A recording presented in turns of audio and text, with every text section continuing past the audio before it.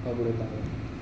Kan mereka yang sudah tidak jadi TNI Polri kan jadi pemuda juga. juga ya. Gimana? Kalau boleh tahu. Itu lebih susah anak-anak SMA.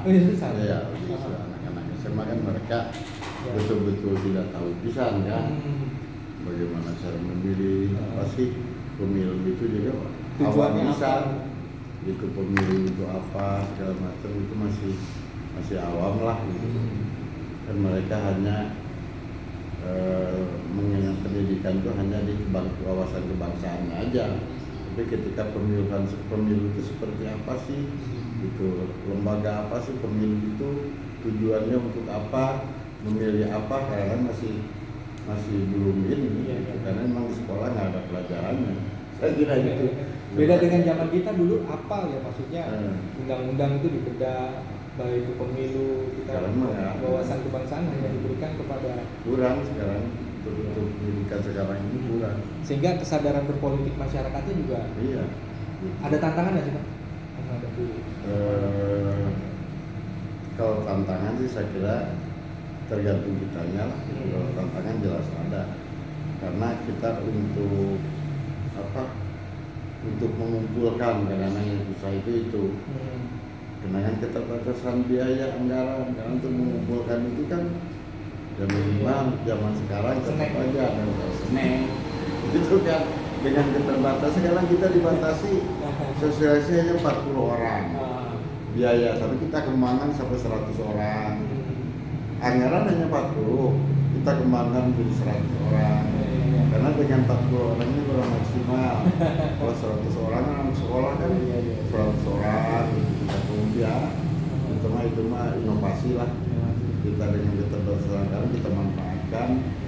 Tapi sebenarnya yang harus menjadi tanggung jawab juga partai politik sebenarnya Pak ya. Mereka juga sebetulnya harus turun ya. Karena meskipun mereka hanya kepada kadernya aja. Tapi jelas partai politik juga ada. Mereka kan sering juga mengadakan pertemuan tatap muka. Tapi walaupun dengan konstituennya ya kan minimal itu sudah membantu juga ya, tentang cara-cara mencoblos dan lain sebagainya. Jelas itu peran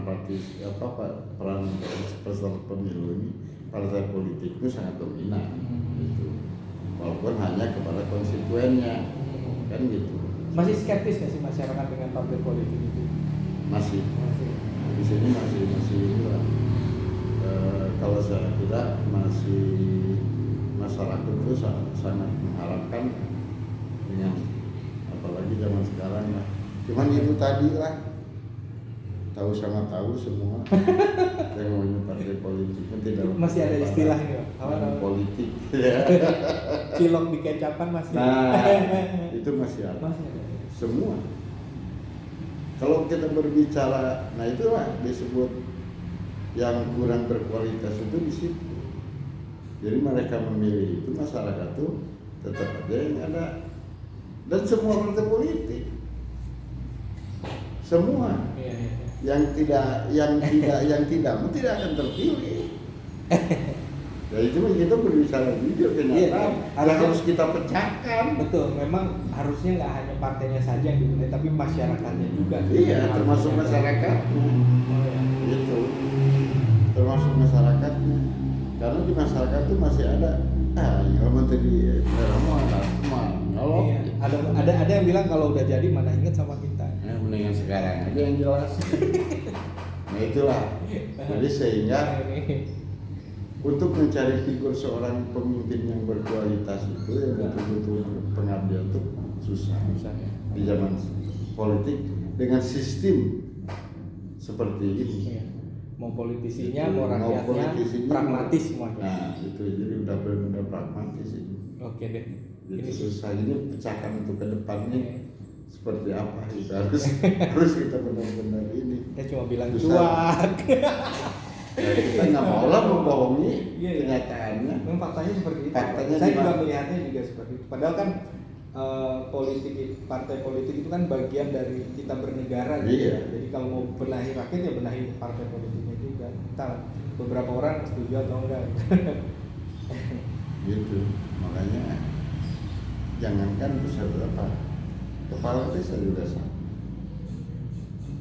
Sekarang kepala desa mana ada bisa kepala desa yang nggak punya duit jadi. Nggak kayak zaman saya dulu. Saya makan kepala desa. Sama nggak pakai uang seperak. Turun temurun? Bukan turun temurun, saya dipilih. Saya nggak ada turun kepala desa. Waktu itu usia saya 25 tahun jadi kepala desa tanpa uang. Walaupun usia saya pakai uang. Tapi karena figur ya, kuatnya figur gitu. Ya kita harus berbuat jasa. Arti kata jasa itu bukan berbentuk uang. Kalau dulu kan kesadaran masyarakat tuh kita punya program lebih baik dulu sebetulnya.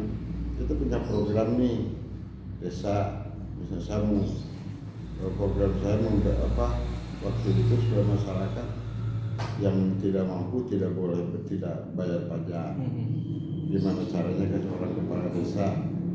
Terus bagaimana seorang kepala desa meningkatkan gotong-royong masyarakat? Dulu kan nggak ada bantuan zaman saya. Oh iya, nggak ada sami-sami juga. Nggak ada semua. Nggak ada. Tapi bisa membangun. Saya bisa bangun kantor desa zaman saya.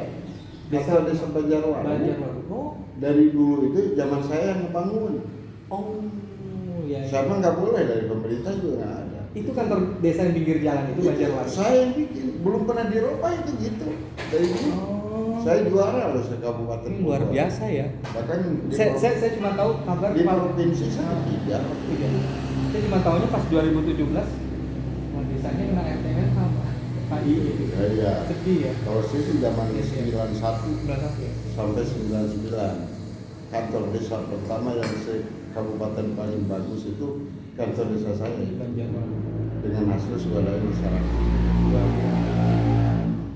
Gitu. Dulu kepala desa keberapa? Kepala desa ke berapa? Kedua. Iya, karena kan pecahan. Oh iya. Saya kepala desa yang kedua waktu itu. Alhamdulillah. Mantap. Makasih. Tingkat gotong royong tinggi masyarakat dulu itu ya. Yang namanya jalan tapos sepanjang jalan itu nggak ada yang rumput segini. Plastik satu pun nggak ada. Karena saya setiap hari Jumat dan Minggu kita turun sendiri. Jadi masyarakat tuh nggak bisa. Ayo kamu gotong royong nggak bisa. Kita turun bawa sapu, bawa parang, ikut masyarakat. Dulu seperti itu. Jadi nilai gotong royongnya. Nah, tinggi. Kalau sekarang kan masyarakat tuh ada suatu pergeseran. Nilai gotong royong sudah ada. Karena dengan kalau sekarang mah ada dananya gitu kan. Jadi tingkat gotong royong udah hilang. Jadi matre. Akhirnya acuh. Lihat rumput acuh. Lihat gorong-gorong mampet acuh. Kalau dulu mah gorong-gorong mampet keluar semua barang-barang. Jauh sekarang masyarakat. Ya itu ada baik buruknya.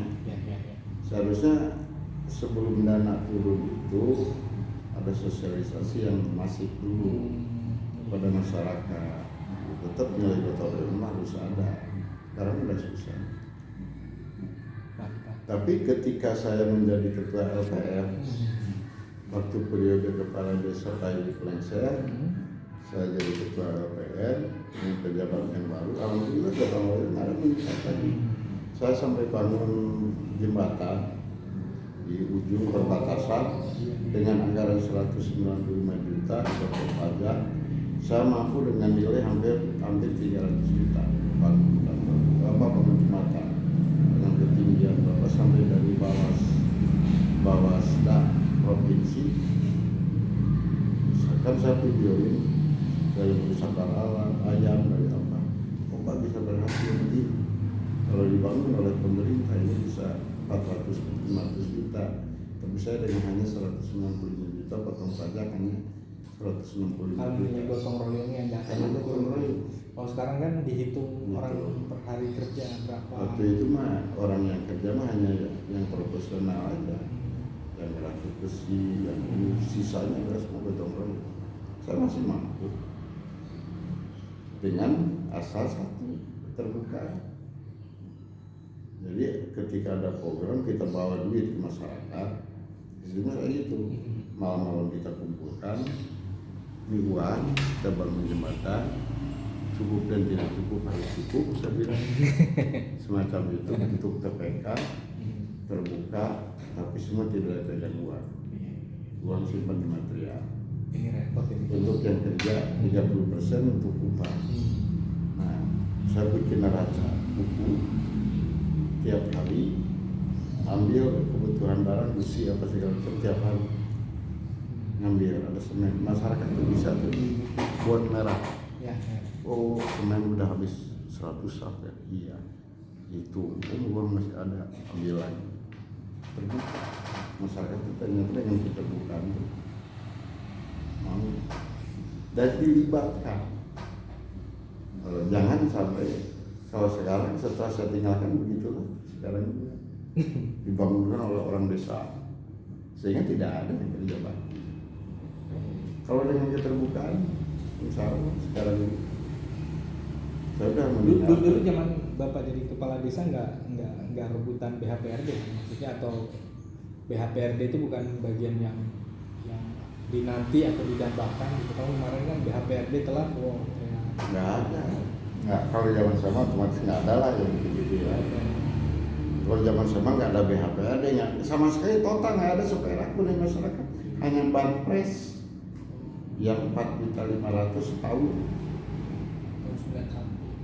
Tapi harus kebangun jembatan, harus kebangun jalan. Coba bayangkan, hanya ini udah terlalu. Cuma kalau dulu memang ada rezeki, banyak yang jual beli. Oh ya, atau jual beli. Ya, kita sisihkan. Nah, tergantung kita lah memimpin. Jual beli, ada yang orang lumayan minta agak gede. Ya, bisa ngutip pelayanan di pelayanan. Bisa pisahkan, pembangunan dipisahkan. Untuk kitanya jadi kita kalau di bareng-bareng, termasuk RT kita bareng. Jadi semua aktif.